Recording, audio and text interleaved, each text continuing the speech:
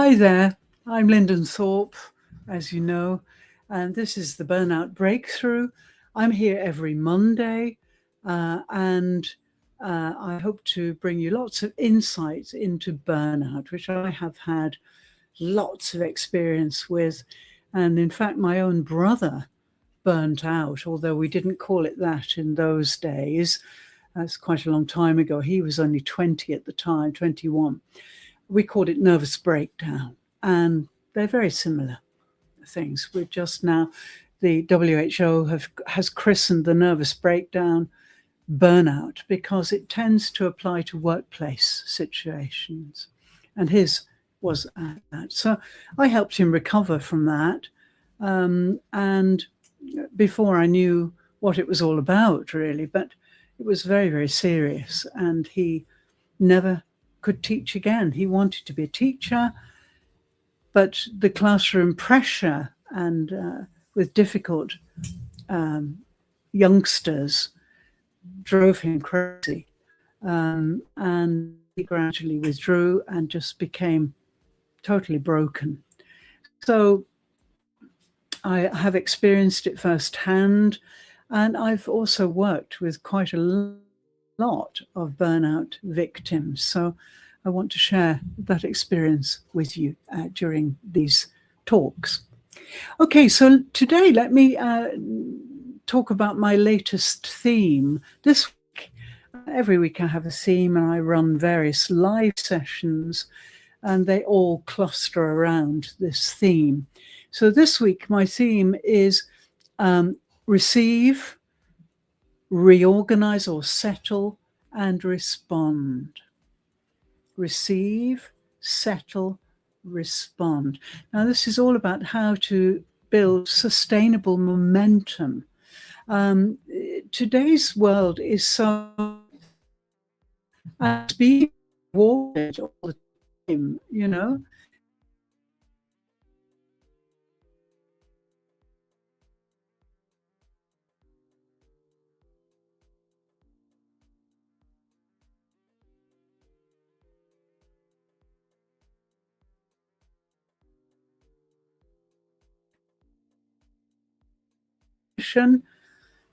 There we are. Sorry about that.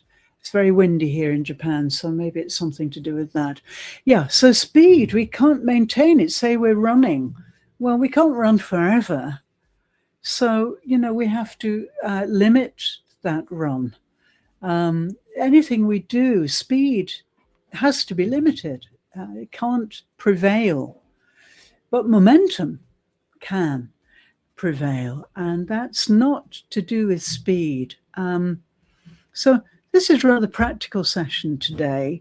I want you to just notice some things in this regard. Yeah, let's get into a good position first of all. This is really important. Get your feet in the right position. And remember that we can only really receive when we are truly present. It's no good letting the limited mind skit off in a distracted way, which it will do if you allow it to. Instead, we need to consolidate our body and spirit. So just come down into your feet. Feel your feet really spreading across the floor or the ground, wherever you are. Feel each of your toes really making contact with the earth. This is only thinking. You can't force anything physically. This is non-doing. Okay. This is how to avoid burnout, non-doing work. So really feel each toe as it makes contact with the ground or the floor. And pay particular attention to the outer border of your feet. Don't do anything, just attend to the outer border. We tend to focus on the inner border and collapse inwards. So focus on the outer border.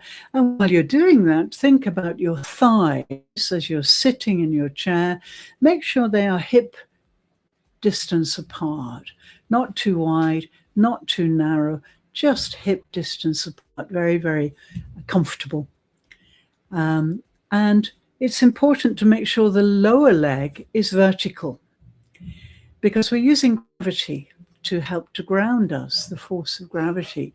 So if your feet are too far forward, then your lower leg won't be vertical. So make sure your lower leg is completely vertical, not too far back, not too far forward, but really vertical, hanging down from your knee. That's it. That's good.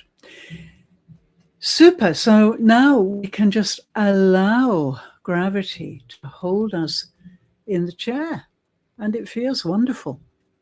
It's really comfortable, and we feel grounded and safe. Now, this is very important. Now, once you're really letting your lower body become heavier and heavier in your chair, or if you're standing from the waist down, then you'll start to feel a real new sense of safety, balance, perhaps. And from that grounded base, your spine, your backbone, which runs from just above your ears, right down the back of your body, right to your tail, at the bottom end of your spine, then your spine will really want to be vertical. It'll want to emanate vertically, straight up. That's our natural position now. We stood up 7 million years ago, and now we want to be upright. And of course, we fight gravity to be upright. Now, therefore, it's really important to learn to use gravity to help us.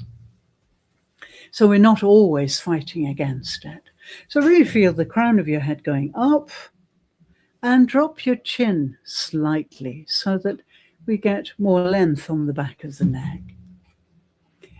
Let your arms hang heavily by your side if you're sitting. They will anyway if you're standing. And then after a time, if you begin to get pins and needles, then just lift smoothly from the elbows and place the backs of your hands on your thighs. Again, let the upper arm be vertical. If it's too far forward, then you're not going to be able to use gravity properly.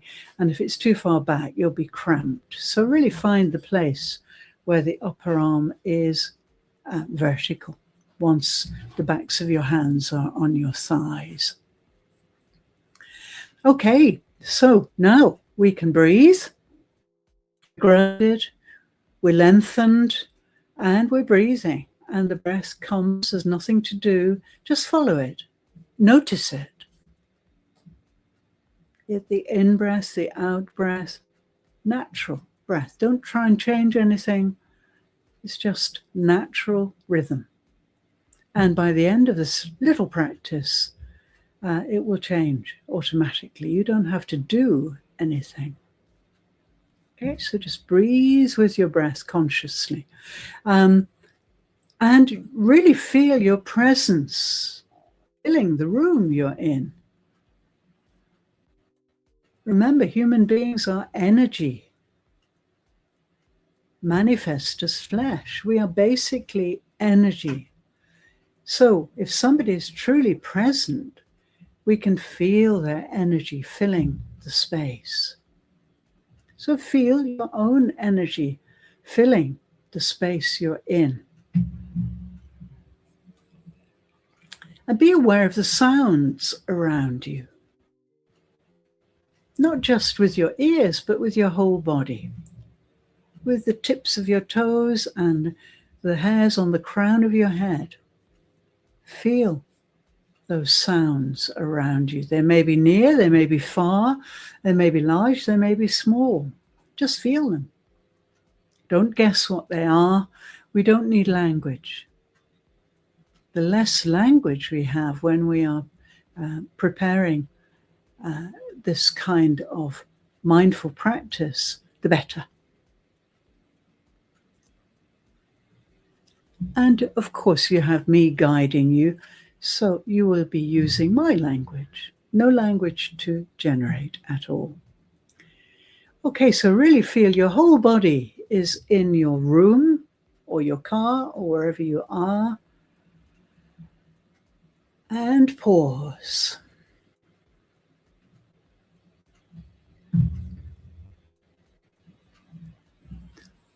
Wonderful. Once you're embodied, there is no need to take notes. That's the limited mind, which has a poor memory, so it has to write everything down. The unlimited mind, which you may never have experienced until today, if you're joining us for the first time, really experiences everything. So it remembers everything. And the body does remember everything if we allow it to. So don't worry about notes. Just be present, and all of this will come back to you later. Okay, so now you are receiving, not transmitting. You're receiving from me. Really feel that. Not passiveness. You're not withdrawing. You're very present, but you are receiving rather than transmitting.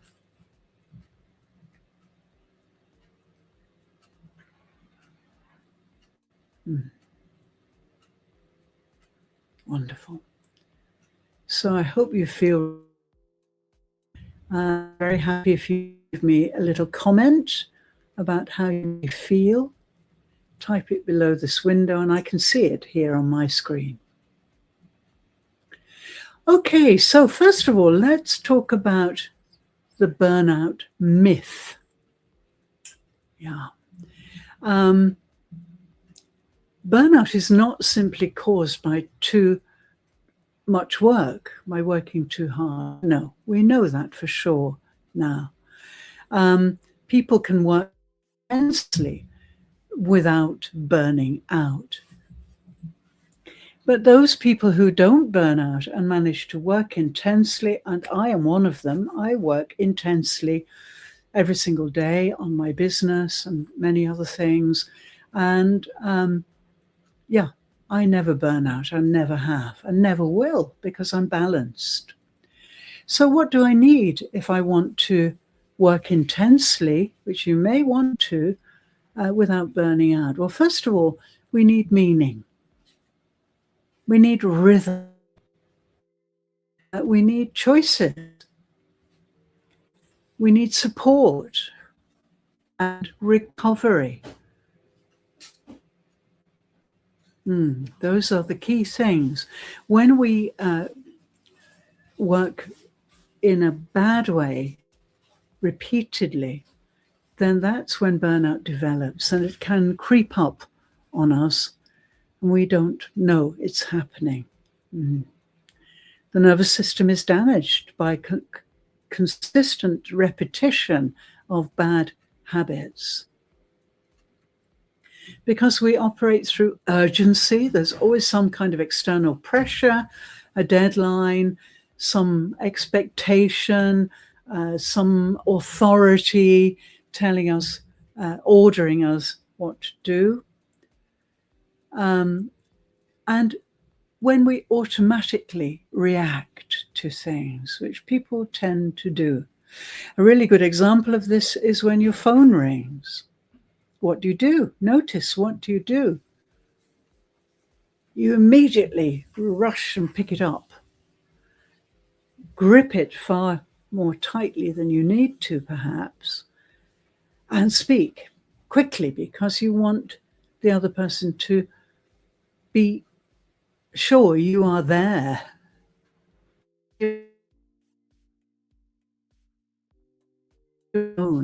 So a little thing to try is let the phone ring 2 or 3 times before you answer it.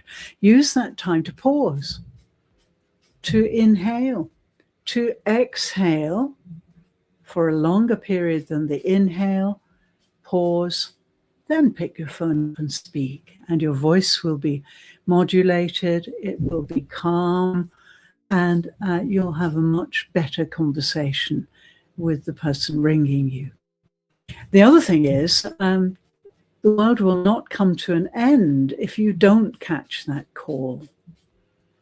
Someone will leave you a message, or you can ring them back. Our devices are all set up for that, as you know. So use that to give you a little bit of space. Instead of reacting to this kind of urgent urge to answer the phone and to be visible, then just pause and remove yourself from that automatic loop. Burnout often develops because we are not connected with the body. We're disconnected, and we've maybe been disconnected for a long time. Our education systems, most of our systems, really encourage us to disconnect and to outsource. So, to really avoid burnout, you have to reconnect. And you may not know how to do that, but I do. So please contact me and I will guide you. When we're disconnected, we ignore body signals. And most people who burn out really have very poor vagus nerve tone. That's the principal nerve from the brain into the body, down into the gut, down each arm. And it gives feedback to the brain about the body. So when we live in urban societies, crowded together, we don't really use the vagus nerve, because that's all about whole body awareness. And I mentioned that when we were setting up at the beginning. When you're really set up, you can be aware of your space and your whole presence in that space. And that triggers whole body awareness. We may be tired, but we avoid it. We say, no, I've got to do this. We are adamant and determined. But that is not the unlimited mind. That is the limited mind, putting pressure on you. So if you're tired, rest. It's very simple. Just listen to your body. And if we're unsure or uncertain of something, we tend to tighten, to clench the body. And that is not a good habit to have. So if we're uncertain about something, then pause and wait until you are certain. Most of us respond before we have fully received what's happening. We're not receiving. We're all set to transmit because we think that's how we're going to get seen and heard, but it is not. Those people who are seen and heard step back, and others come to them. So be aware of that. Receive before you respond. And this kind of urgent reaction can become a real habit. We may not even know we're doing it. So it's really important to test yourself. Try it with your phone or your alarm. Resist stopping the alarm or answering the phone. Let it ring on. Let your body receive that signal before you use your body to stop the alarm or to answer the phone. Try it. There are many occasions on which we respond automatically, or we react, I beg your pardon, automatically. And those are the things we need to change. Okay. So just check your position again. Are you still receiving, or now has your limited mind rushed in and started to, excite you with various concepts and thoughts? Remember, the limited mind is brilliant at the firework display of thoughts, concepts, analyses, and so on. But that's different. The body receives. The spirit receives, if we allow it to. So this is really key. Okay, just moving on a little bit then. There are several sequences then that I've already alluded to that most human beings operate through. One of the most common is the sequence of stimulus reaction. You've all heard of Pavlov's dog. Dogs can be trained, animals in general can be trained to react to food, for example. So they will fulfill a task if there is a reward. So we want to sidestep that. We are not Pavlov's dog. We are much more sophisticated than that. And so if you are reacting to a stimulus, then it's time to re-examine that and to change that reaction. So, yeah, if something happens in your day, maybe something unexpected, your nervous system will react. Maybe something you forgot or something you didn't realize, and you panic to try to put things right. Okay. So that is your nervous system reacting. And your nervous system is deep inside your body. It's consciousness. It runs from the crown of your spinal cord. So, yeah, when you are reacting to an unexpected stimuli of some kind, then it's a really good thing to try and break that, to notice that that's what's happening, and to come back into your body and breathe. 2 or 3 breaths will really change everything. Yeah. Just really breathe. And you can change that pattern. These are patterns, and we can change them if we're conscious of them. The problem is most of us are unconscious of them. Another example, stimulus, think, act. Okay, so maybe we analyze something quickly, and we choose maybe something logical very quickly here. Maybe it's useful, maybe it's not.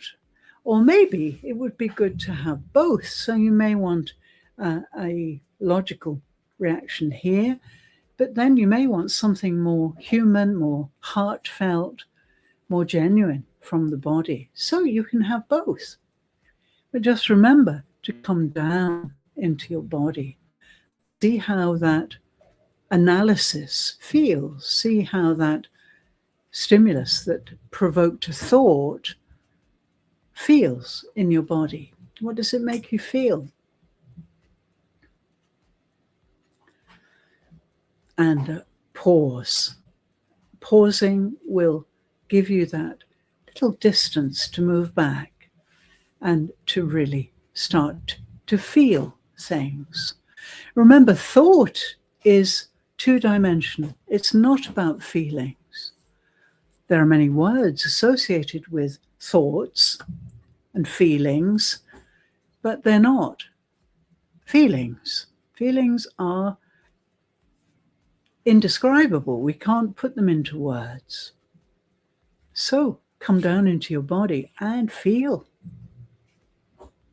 what that thought or that word or whatever it does inside your body.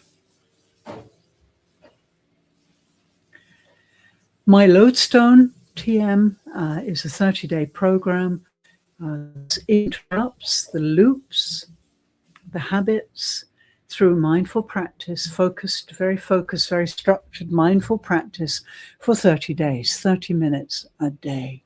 So please, if you'd like to know more about that, I can give you the details below this window, or you can DM me. And if you'd like to talk about it, I'm very happy to do that in a quick call.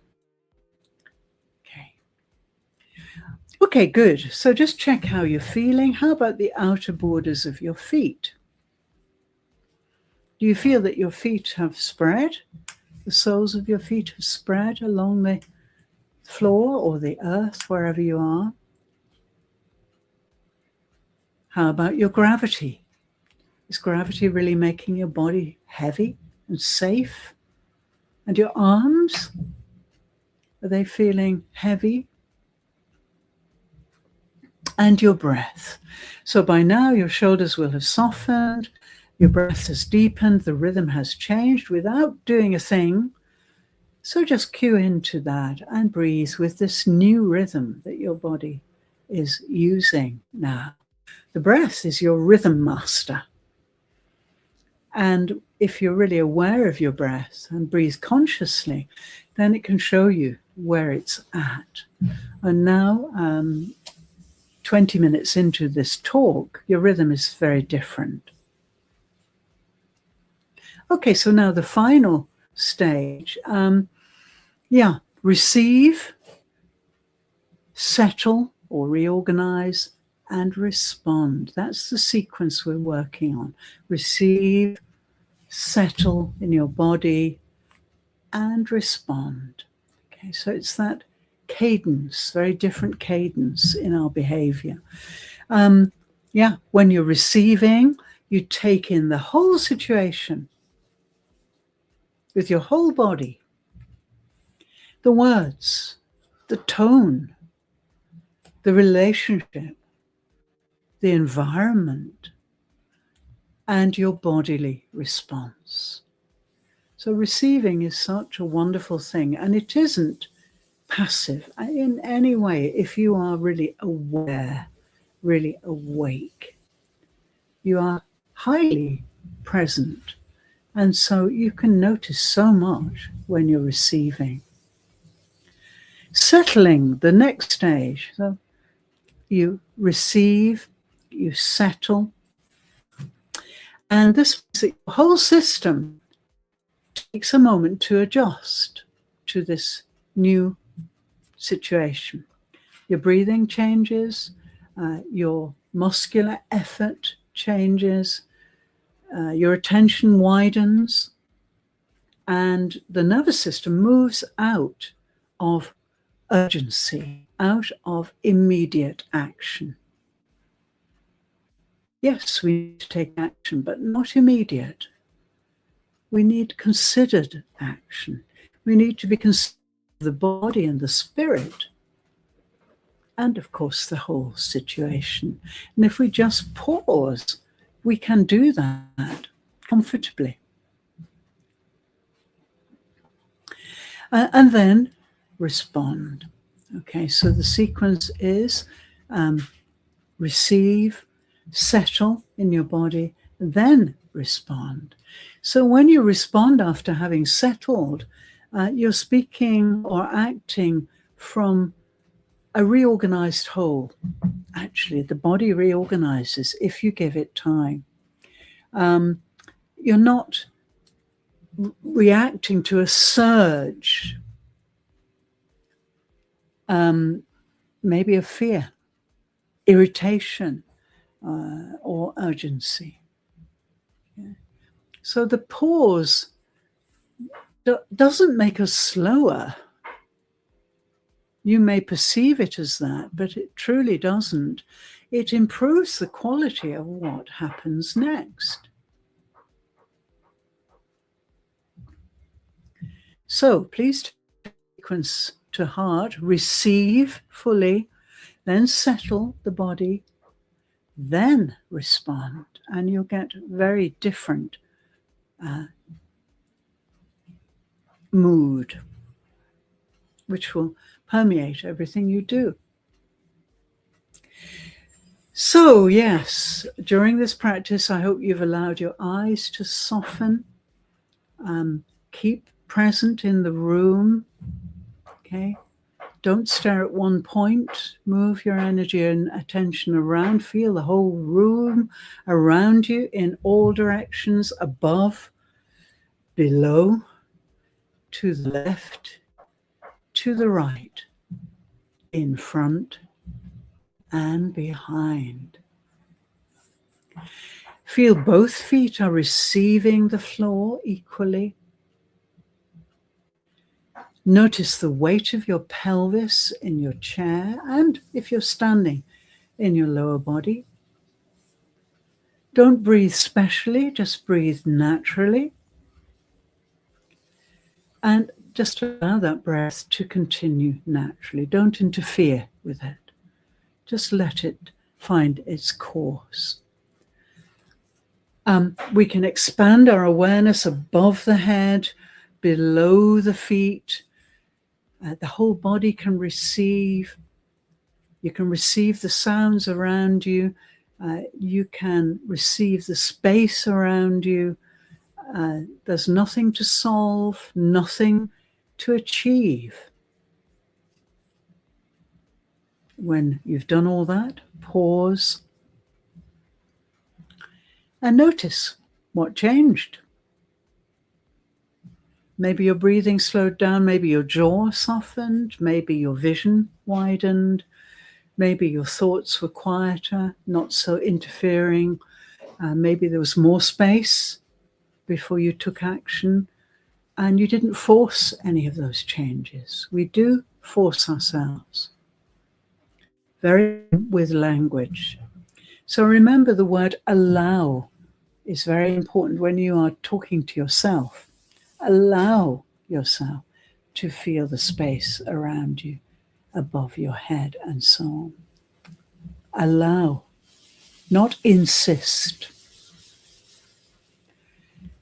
Yeah, and your whole system feels different because you allowed it to receive. Okay, just quickly to finish off then, momentum versus speed. So speed and momentum are not at all the same. Speed is often driven by urgency. It can look productive while creating mistakes, shallow decisions, poor communication, exhaustion, repeated correction. On the other hand, momentum develops through alignment. The body, attention, intention, and action move in the same direction. Nature does not accelerate constantly. That's something man-made. It works through rhythm, through expansion and contraction, activity and recovery, growth and integration. Sustainable leadership works the same way. Sustainable business works the same way. Sustainable health works the same way. So, your body is not slowing you down. It is helping you move forward without leaving yourself behind. I definitely get the feeling people are running after the train that they're never, ever going to catch. Right. My book, Your Body is Your Business Plan, I've put it here in my little banner across the bottom, is really important to read now. And when I wrote this book last year, I wanted to challenge the belief that the body is merely something we carry, while the mind runs our life and business. Your body is part of every decision you make, every conversation you have, every relationship you cultivate, and every act of leadership. And so, Lodestone develops these principles through the book. And you can get it easily on Amazon. I'll leave the details. And I think to leave you today with this. We do not merely understand embodiment, we experience it. Those are very different things. We don't need to understand it. In fact, we can't, but we think we can because of this. What we need to do is experience it. So please, during the week ahead, experience your body, and it will bring you great joy, I think. Thank you so much. And I'll be back again next week. This is Your Body is Your Business Plan. Sorry, it's not. It's the Burnout Breakthrough, based on the book, Your Body is Your Business Plan. Have a great week, and please get back in touch with your body, and you'll find that life becomes once more joyful and enchanted. Thank you so much. See you next week.